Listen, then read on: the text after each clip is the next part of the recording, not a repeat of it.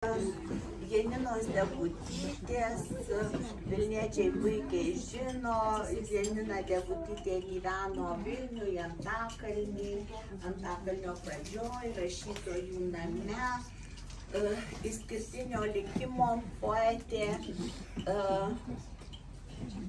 nemylima motinos visą gyvenimą ir paskui sunkią valandą ją glaudusi ir globojusi. Taigi, o viškeliai eina, o vakaras lieka. Akivarai tamsus, gilės ir gilės. Kieno rankos mus kaip stygas tyliai liečia. Kas klausosi mūsų, giesmės nebylės. Per miglą ir vėversių supamą lauką, pavasarį rudenis plaukė ir plaukė. Jei dūstant nuo ilgesio vėjo nuplauto, kas, kur ir kada mūsų laukia.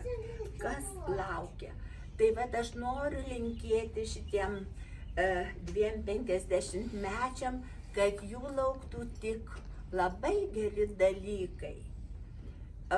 Gyvenimas susideda iš daugybės detalių ir lai jums kasdienę laimę teikia pasižiūrėjimas vienas į kitą.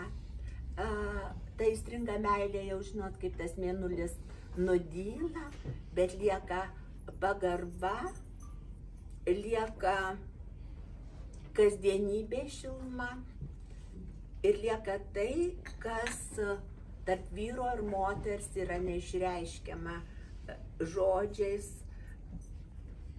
Lai visada gyvenime jums būna aštrus žvilgsnis į viską ir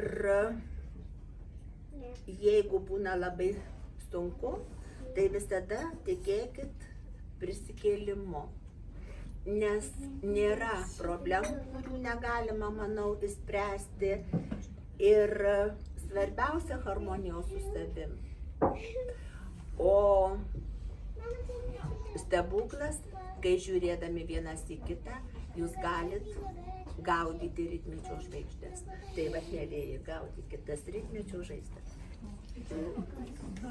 Žvaigždės.